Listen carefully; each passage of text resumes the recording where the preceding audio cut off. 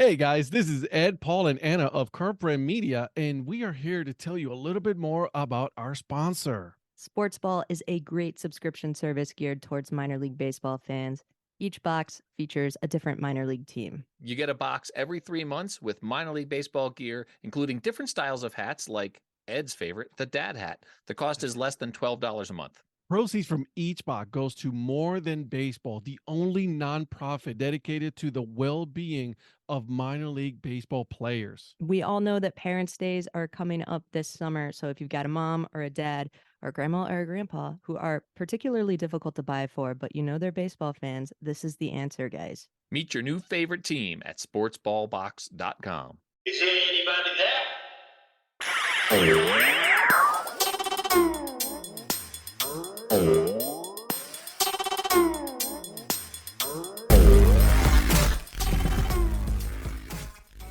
I did some weird stuff. Like I had a customer in central Pennsylvania, so I flew into Philadelphia in one afternoon, caught the Phillies game at night, drove to my customers like I normally would have on a trip. Tonight, got up, had my meeting the next morning, and drove from there to Pittsburgh and went to the Pirates game. What's up, Dad crew, and welcome to part 2 of my interview with Jerry Quickel. We have a lot of fun on this one, okay?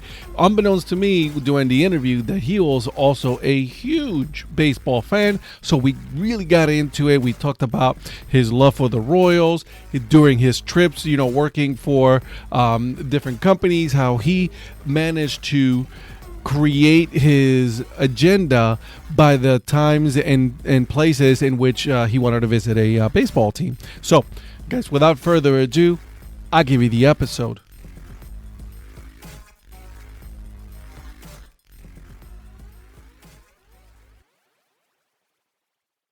I not only have I been to every major league park, I've caught a ball at every major league park, and that is now.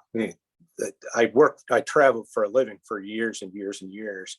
And so I'm out on the road by myself on a Wednesday night. Right. So there's nothing to do. So might as well go to a baseball game. So might as well go to a baseball game and go at 5:00 when they open the gate. That's right. Go sit there and watch batting practice and get away from all the kids, wherever there's kids, because you don't want to be that guy. Yep. But eventually you're gonna get one hit that way. And so I've caught at least one foul ball, batting practice ball, and several live gamers, just by sticking myself in the right spot, and hoping somebody gets it over there. That's awesome. So not only you're a football fan, you're a baseball fan. You've collected actual balls at every single ballpark in Major League Baseball. Look at that. You even have, oh my God, look at all those baseballs. That is, I want your basement, just so you know. I've only been to one game in Cleveland. Okay. So I did actually, I was in town for a meeting and the Royals were actually there. So I got to see my team in Cleveland. That's awesome. What's your favorite ballpark? Oh, that's a loaded question because they're all so different. They're all different. Exactly. Everybody's in every single ballpark is different. Yeah, they're so different, and a lot of what goes into them is the overall experience. It's Fenway. There's nothing like going to Fenway, but I don't want that to be my everyday park. No, it's such a hassle. And the seats are tiny. They made the place when everybody weighed 110 pounds. But it's fantastic environment, and to go a couple, once a year or a couple times in your life, you've got to do that, and you got to look at the place and go, this is baseball right here. Yeah. But then you go to San Francisco and you see that experience where people come to the game on a boat. Yeah. And that's cool. It is really cool. I'd never understood why people say I've never been so cold as the summer I spent in San Francisco, until you go to a Giants game and the sun goes down. wind is blowing off, and you're standing there in a pair of shorts because you're from Kansas City and it's 100 degrees all the time. Yeah, no, that's a real thing. So that was neat. That's cool. Yeah, Seattle, started raining in the game. They closed the roof. Yeah. right in the middle of the game, and you didn't even know it was happening. The technology is so good. It just, it's so quiet and it's just happening, and you don't even really pay attention to it. So That's no, awesome. they're all great, man. And if you haven't been to all of them, that is something that It's on my bucket list. pick a couple of every year and make a road trip and do it, because they're really interesting. And then of course nothing beats a minor league baseball game. You took the words right out of my mouth. I was just gonna say, I was like, yeah, great. Major league ballparks are awesome and everything, but I don't know, man. There's something about a minor league ballpark and an experience that just cannot be beaten. Yeah, it's fantastic. And indie league games are great. And I spent a week on the Cape one year. But we did all of the as a family, we did all of the touristy family things during the day, and then we'd go to a Cape League game at night. Mm-hmm. See all these great college players playing in a wood bat league, and it was so intimate and personal relation. You could just talk to the guys. You could, it was just like going to your Legion game right down the street, but it was really good baseball and really good players, and then players that you saw in the major leagues, 3 or 4 years later. So it was a great experience. I highly recommend that too for a baseball fan. Oh yeah, definitely. I'm lucky enough now here that I'm in North Carolina, so I have a lot of minor league games that I can go to. But the Cape Cod, that's like the original wood bat league, right? So you wanna make it up there. You wanna go see it and experience that for sure. Well, you got a lot of indie ball in your area as well. A lot of indie, you got a lot of affiliated ball. So you have a lot of teams that you can also watch in your area. Yeah, there's a lot of AA ball out here. I travel a lot around here. Oklahoma, you have, Wichita, then Oklahoma City, and Tulsa, and then Northwest Arkansas, and then Little Rock and Springfield, Missouri. Those are all AA ball teams. Really good players. And so there's something happening all the time when you're on the road around here. But then if you go north of here, then you get a lot of independent ball. Yeah, absolutely. Yeah, that's a great way to spend an evening. If you're stuck in Lincoln, Nebraska, you go check out the Salt Dogs. Yeah, absolutely. That's awesome. We were I literally said, I was like, I was telling my wife, like, I'm going to meet, and get to interview this guy who is a great football, helmet collector. Come to find out that you're also a huge baseball fan, and you have your own collection of baseballs as well. Oh yeah, I've got enough stuff around here to start a sporting goods store if I needed to. But love baseball. Love to go to a game wherever I'm at. That's great. When you're traveling for work and you're by yourself, you expect you can only go see the Niagara Falls or the Space Needle, or you can go see that kind of stuff once, and it's like, okay, there's the Golden Gate Bridge. Saw it. Okay, again. I do the Clark Griswold. There's the Grand Canyon right there. Well, yeah. So it turned into ballparks for me, and then of course I've always been a fan of walking around colleges and just looking at their facilities and just checking the whole school out and in the stadiums. That I can't get enough of it. So yeah, and then when it comes to college, right, the amount of money that is being dumped into baseball, football, basketball, right? Like all of this is just amazing at the amount of money that you have, like with these baseball parks, right? They're just cathedrals, and it's insanely amazing how they are. Well, I tell you what's amazing. The haves and have-nots. Oh yeah. Yeah. So it's really cool to go see some of these places that have spent a lot of money on it, and they have a big endowment, and they've got big donors. And then I spent a little bit of time in Louisiana this year working, and went over to the Southern University, historically black school in Baton Rouge, right across town from LSU. And, they're hurting for money. They don't have the facilities that these big Division I schools have. It's true. And it's sad in a way, Mm-hmm. but there's also so much spirit at those places. It's unbelievable. I mean, I've never been treated nicer in my life than I was at Southern University. That's amazing. I love that. Folks they were great. They were great to me. They were happy to have me. They showed me around, put a helmet in my collection and just sat there and talked with me forever. Great people. So it's a shame to go around to some of these places. Maybe you see them, see them on TV. You see the Bayou Classic with Southern playing Grambling in the zone, the Superdome, but you don't really realize what their school's all about until you go to their campus and go, wow, these guys could really use an upgrade. Yeah. And you appreciate what, Deion Sanders, what he's doing at Jackson State. Yeah, I was just going to say Jackson State. Yeah. Yeah, that's a whole nother conversation because, I know some people they get irritated with him because he is so flashy and he's so outspoken. But what he's doing there is phenomenal because he's turning a program that was decrepit and in need of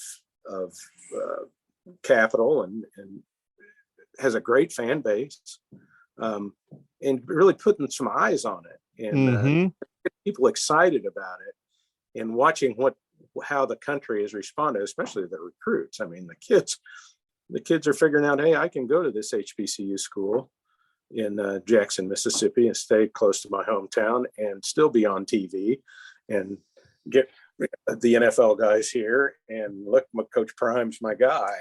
And and he got I can remember was it last year or the year before where he got the number one, wide receiver recruit, right?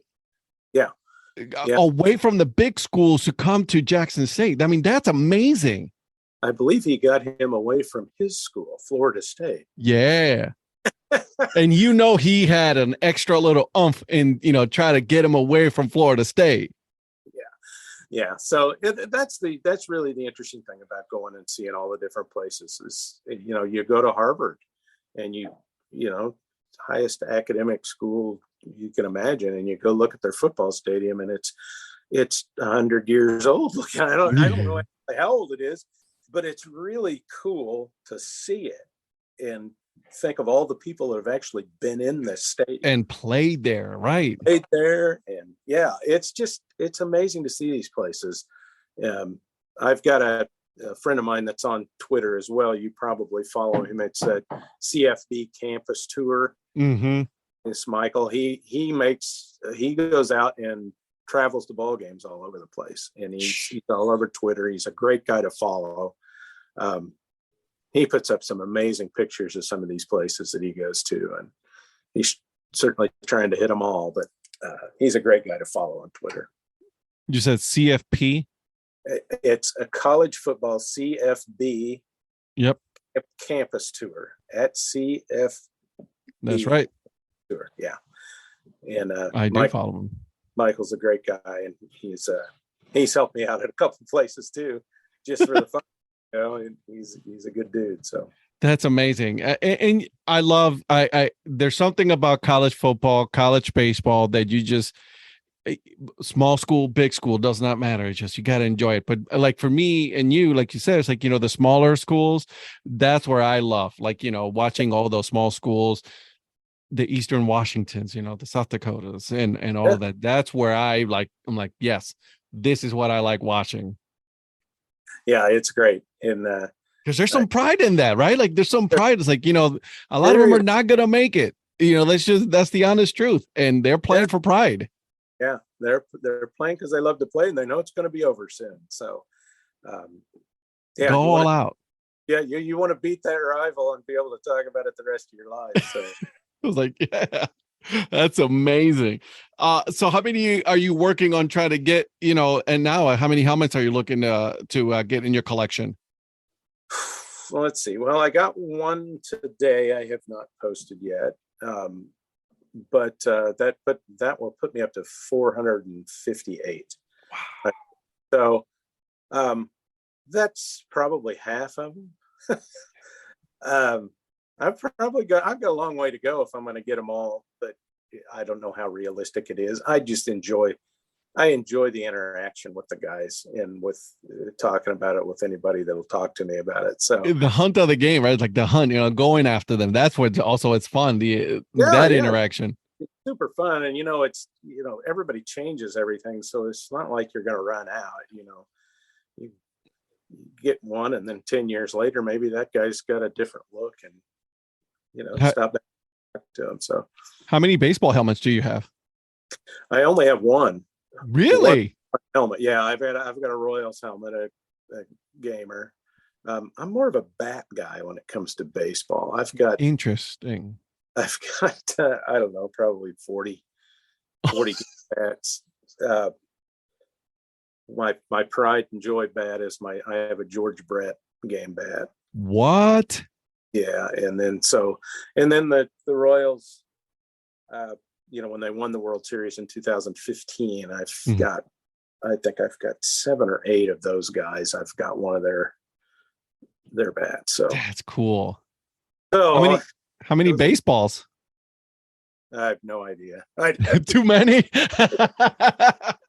I've got one baseball from every minor league system. So really? So every affiliated minor league system. Yeah. Texas League, Carolina League, those. Mm-hmm. I've got at least one from every one of those.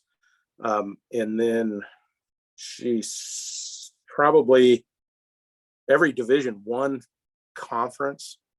At least one. I think I've got a ball, at least one from every one of those, and then a lot of smaller ones. I've got like 12 different College World Series balls. Wow. Where they used to change the logo on them every year, so they had a new logo every year. They stopped doing that, I don't know, 7 or 8 years ago. It's got the same logo on it, but they just changed the year on the bottom of it. Now I like to go up to Omaha and catch a full day of the College Series every year. So I work pretty hard to try and get a ball on there. I would too, yeah. But yeah, I've got all kinds. I've got one from Japan. I've got one from Japan. I've got a Venezuela ball. I've got a ball from Mexico. Jeez, what else do I got? How about my home country, Puerto Rico? You know what? I may have one of those in there. That's awesome. Oh, look. Yeah, I've got a couple of Olympic balls. Really? Yeah. So those are always fun. They're hard to find. Those you got to know some collectors and know a lot of guys that are going to a lot of different things. And most of the stuff I've gotten myself. Mm-hmm. They do the commemorative balls now. Yep, they do. So that's kind of, I try to make my schedule. I made it around who was having a commemorative year. Yeah. 6 or 7 years, because I wanted to get something from every ballpark that actually was. So I've got a ton of those commemorative balls around here from everywhere. Even, spring training, they do a different ball. That's awesome. I love that. That is so cool that you're able to just, it's like, what, I'm going to base my business route this way, so that way we can get a couple of things here and there. Well, I was just lucky enough to be in a business that took me all over the place. You got to take advantage of it, though. You got to take advantage. But, I did some weird stuff, like I had a customer in central Pennsylvania. So I flew into Philadelphia. Mm-hmm. One afternoon, caught the Phillies game at night, drove to my customers like I normally would have on a trip. Uh-huh. Tonight, got up, had my meeting the next morning, and drove from there to Pittsburgh and went to the Pirates game. That's a beautiful ballpark, though. Flight and went home. Yeah. So they were playing late afternoon. I had a morning appointment. They were playing afternoon. So I went, caught the Pirates game, and then went to the airport, dropped off the car, and went home. I was out overnight one night, caught 2 ball games ahead of me. So I love that Pirates ballpark. That is PNC Park. It's a beautiful park right there. yeah, they did it right. They did. Yeah, they did. I also see kind of that you also have a couple of jerseys as well. Yeah, I'm not a huge jersey guy. Most of the time, if I ever buy a jersey, it's a charity auction because I'm trying to support a cause when I do that. But I've got a couple Royals guys around here. Mark Gubazal, he's a announcer for the Angels now. Yep. And he was a pitcher here for a long time. The very first year they wore a throwback. They wore a 1969 original Royals uniform, and they auctioned them off of him after the game. That's cool. And so I bought that, and that was a long time ago. But that thing, it looks great. It's held up in that frame. It looks beautiful. I bought a Danny Duffy jersey because it was a Special Olympics auction. Rex Hudler is one of our announcers here. He's got a special needs son. He always does a fantastic job of raising money. And I was out there one night and they were having that. So I bought that for that cause. Good man. And most of the stuff you see hanging on my wall behind me, my son played some college football. My daughter was a cheerleader in high school. Frame. And then a couple of the kids that I coached growing up when they were young made it. One of my son's buddies, Victor Simmons, played for Kansas. He gave me one of his jerseys. One of the other kids from our high school played for Oregon, and I have one of his. Of course, he had a new one for every game, so he had like 40 by the time he left there. So he wasn't going to miss one. They don't use them again, so they just let him keep them. Oh, that's awesome. And then, like I mentioned, Victor Simmons. Well, his little brother's a guy named Isaiah Simmons who plays for the Cardinals right now. He played for Clemson. He was the Butkus Award winner about 4 years ago. Played for Clemson, and so we've got a helmet over there from him. But yeah, not much of a. I mean, a lot of dudes are big autograph guys, and that's kind of what they like to do. I'm not much on that, but I just like a game used piece. I think it's kind of unique to have something. Yeah, that's definitely different, right? Yes, you can get a ball and have it signed, which I do. I have a couple of them, right? But yeah. but having a game used item, I think that for me I would like that better just because it's different. Not a lot of people are able to say, where'd you get the helmet? I was like, oh, it's actually, using on, doing the game and all of that. So that's pretty cool. Yeah. And that's where the helmets come in. It really is kind of cool when they send you one that they've used. You don't want them all cleaned up. No, don't clean them up. Put them in a box and leave it the way it is. That's how I want it. We'll spray it out on the inside with a little disinfectant, wipe it down. Why not? That's a little something here. Let's just clean up the sweat and stuff. That's all.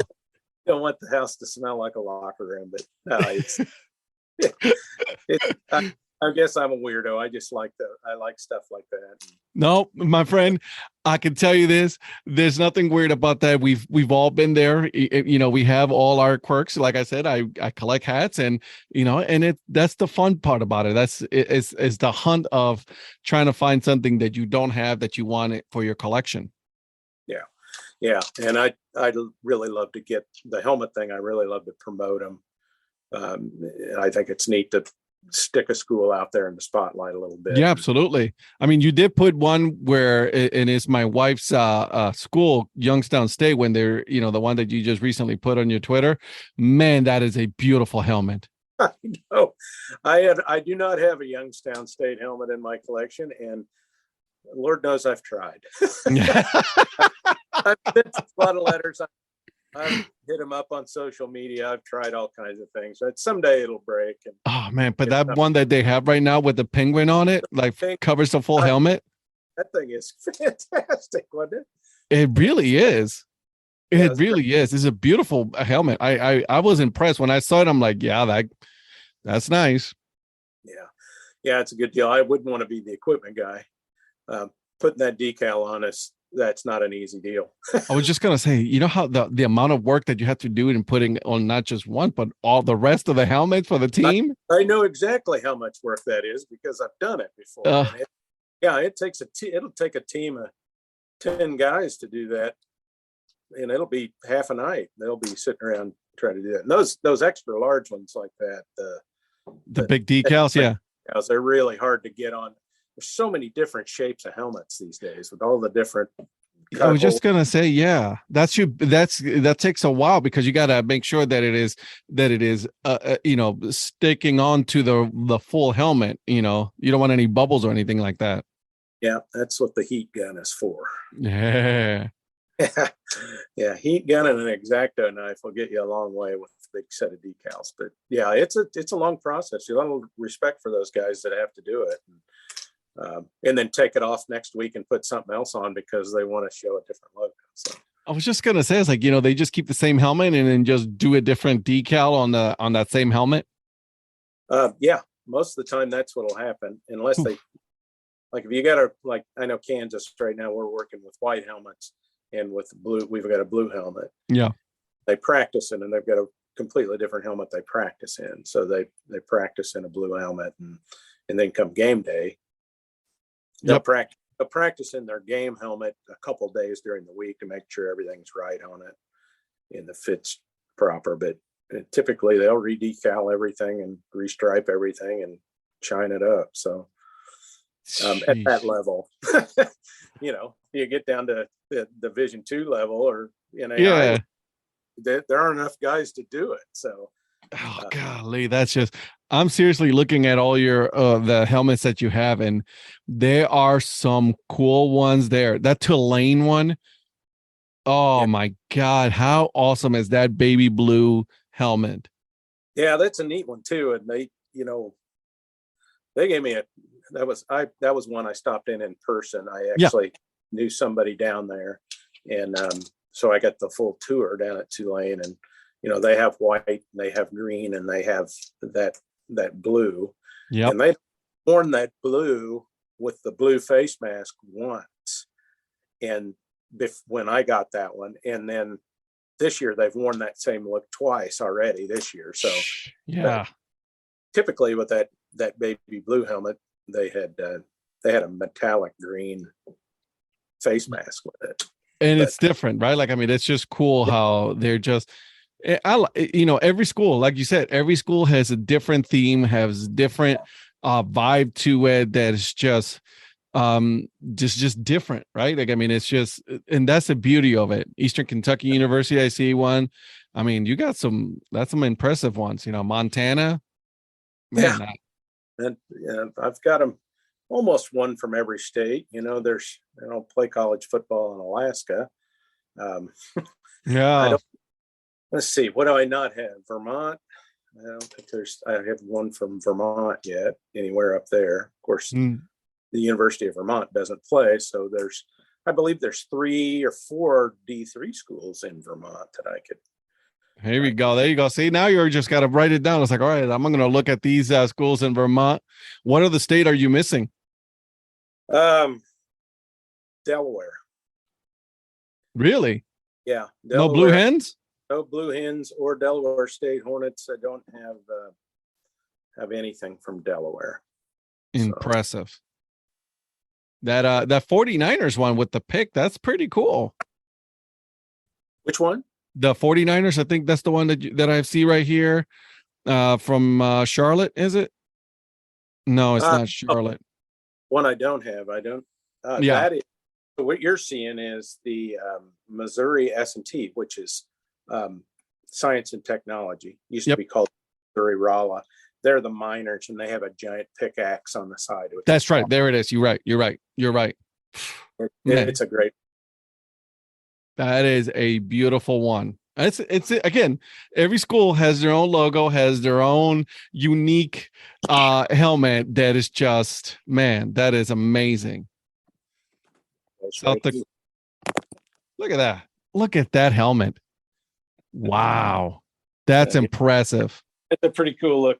they've got a pretty good look there. So What's the average weight of that? Do you think? Like, how, are they pretty heavy? Because I've held NFL helmet before, an actual one, and when I held it in my hands, I was like, oh, this is actually kind of.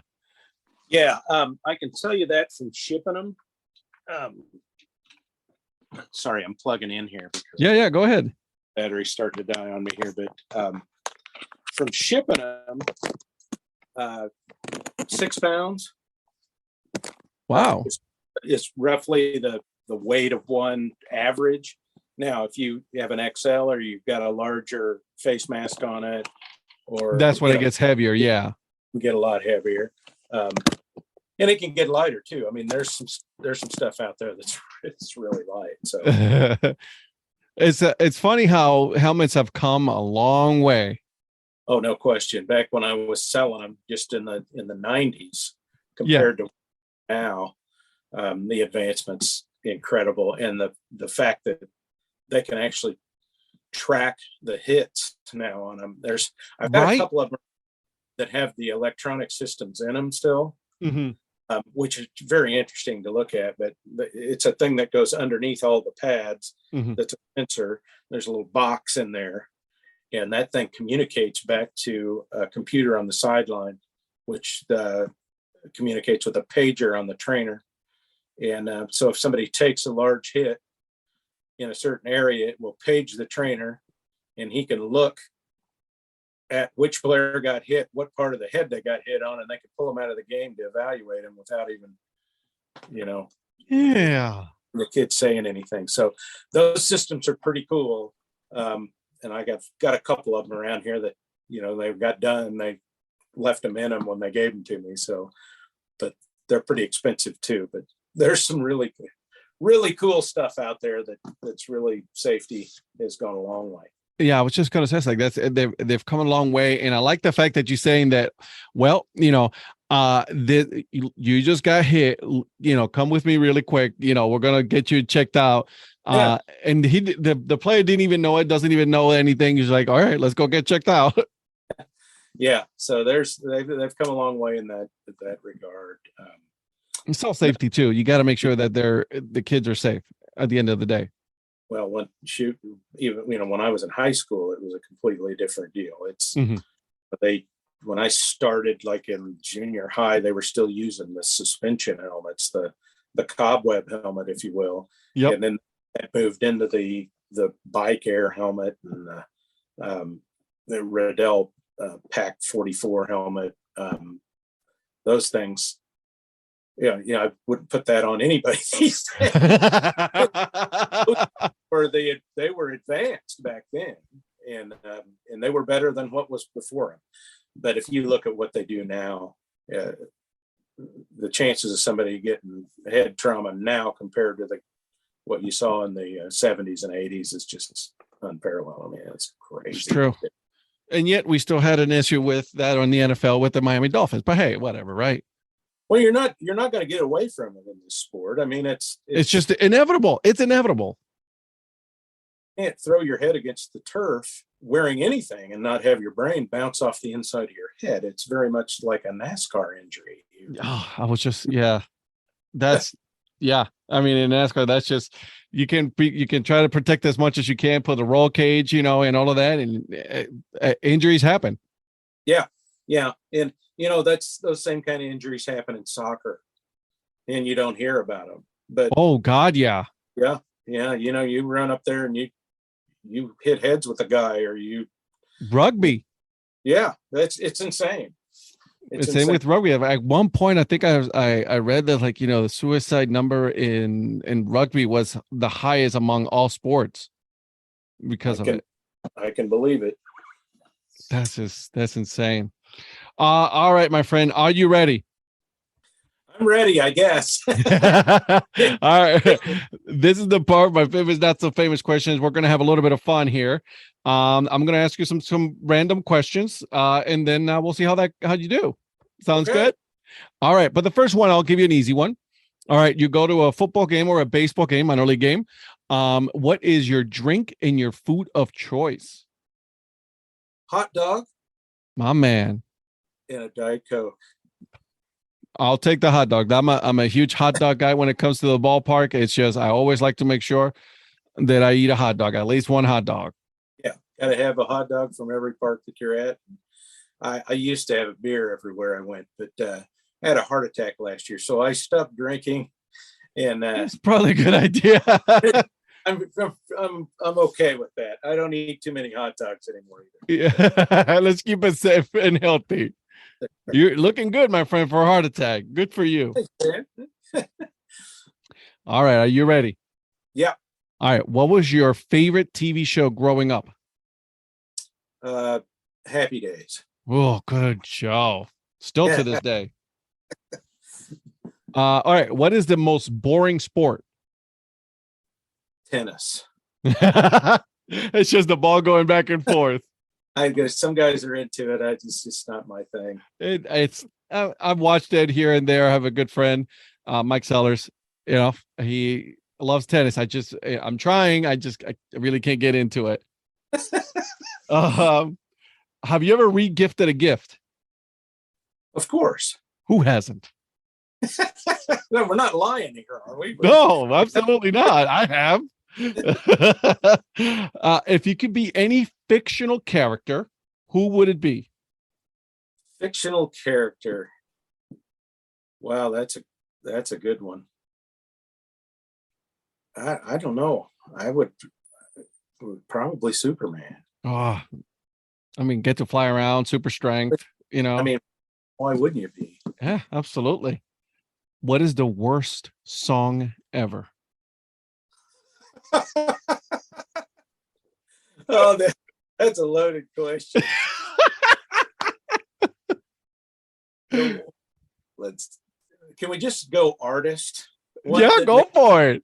Go artist that makes me turn the radio off whenever I hear anything. And this is not going to be popular, but Reba McEntire. I get it. I get it, man. I'm with you there. Can't get into it.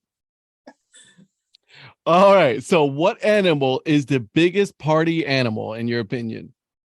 The biggest party animal? Yep. Well, it's got to be a monkey, doesn't it? I mean, yeah. See, a lot of people say that. You know, the gorilla or monkey. You know, chimpanzee. You know, they like to mess around with people. They seem to have a good time no matter what's going on. Okay. What Disney princess would make the best spy? Snow White. Oh yeah. See, nobody has ever said Snow White. Really? She's playing the whole time. There you go. You're right. Okay. If you could be in any movie, what movie would it be? Bull Durham. Oh, I love that movie. Crash Davis. Oh yeah. Oh, absolutely. Oh, that's a good one. That is a good one. All right, last question here. What is your spirit animal? My spirit animal's it's not even a real animal, it's a jayhawk. Hey, there it is. You may have one or two of those helmets, you know, also. Yeah. It's got to be the jayhawk. That's I'm gonna ask you this last question, the most obvious question that everybody has asked you. I know everybody asked you this one. What's your favorite helmet? Oh, it's the Kansas Warhawk 1941 salute to service helmet. That's a cool one. It's a great helmet. Yeah, that's a cool one. It's a great tribute, and it just looks great. It looks awesome. I've seen a picture of it, and I've always been impressed with it. That is a very cool one, my friend. Jerry, where can people find you on social media? Well, I'm on Twitter at just my name. It's at Jerry Quickel. I'm on Facebook as well. It just looked my name up. I don't hide, so it's just Jerry Quickel on Facebook as well. So, and I do have an Instagram account, but I'm not on it very often. So that is the one with that you should be using the most. Also, that has a lot of pictures. I'm just too old, man. I don't use TikTok. I don't use my Instagram. I just forget. I get it. I'm used to, I have an Instagram account too. And it's hard sometimes because I always am on Twitter. That's the one thing for me. I'm always on Twitter and I forget about Instagram. Yeah, that's exactly why. I do. It's again at my name, Jerry Quickel. I'm on Instagram, but I rarely post anything on that. It's always Twitter. Jerry, thank you so much for doing this. I appreciate that. I'll make sure to put all the information on the notes so that way people can follow you. And again, thank you so much, my friend. No problem, man. Thanks for having me on. Always. All right, take care. I hope you guys enjoyed that episode with Jerry. Now, make sure you guys are following him, okay? Instagram, Twitter. Make sure you guys are following me as well. Give the podcast 5 stars and hit that follow button so that way my podcast goes up on the ranking. More people get to listen to it, okay? But before I go, let me give you guys the dad joke of the episode. And I want to give credit to my good friend Mike Sellers. Also, make sure you guys are following his podcast, Up to Chat Podcast. He is the one that gave me this joke for this week. So here it is. Saw a man standing on one leg at an ATM. Confused, I ask him what he was doing. He tells me, just checking my balance. All right. I see myself out, guys. Until then, keep on grinding and always support the minor leagues. See ya.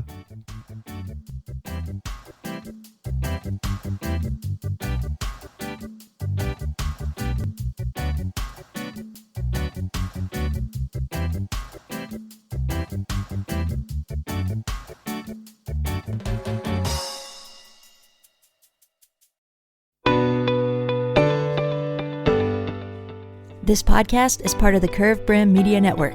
Here are some of the other members of Curved Brim Media. Hi, this is Ed Rivera of the Dad Hat Chronicles. Join me as I interview people just like you and players, coaches, GMs on the path that led you to become a fan of the sport. I'm Paul Caputo, and on the Baseball by Design podcast, I talk to minor league baseball teams, designers, and other super interesting people about what these minor league baseball logos mean, and I talk a little bit about ice cream helmets. What's up, Bucketheads? I'm Anna DiTomaso, and each week on the Baseball Bucket List podcast, I speak with a different fan about their favorite baseball memories, what the game means to them, and what's left to check off on their baseball bucket list. Hey guys, this is Patrick Larson from the Minor League Baseball Hat History Series, and in every episode I go through the history of minor league teams through my personal collection of hats. You can find me on Twitter at @PatLarson1. I hope you guys enjoy. This is Patrick and Corey of BaseballMapper.com, and we have made an interactive map to help highlight all baseball teams from the majors down to collegiate summer leagues. We want to bring you closer to baseball, so get on the site and find a team near you today. Learn more about Curved Brim Media at curvedbrimmedia.com.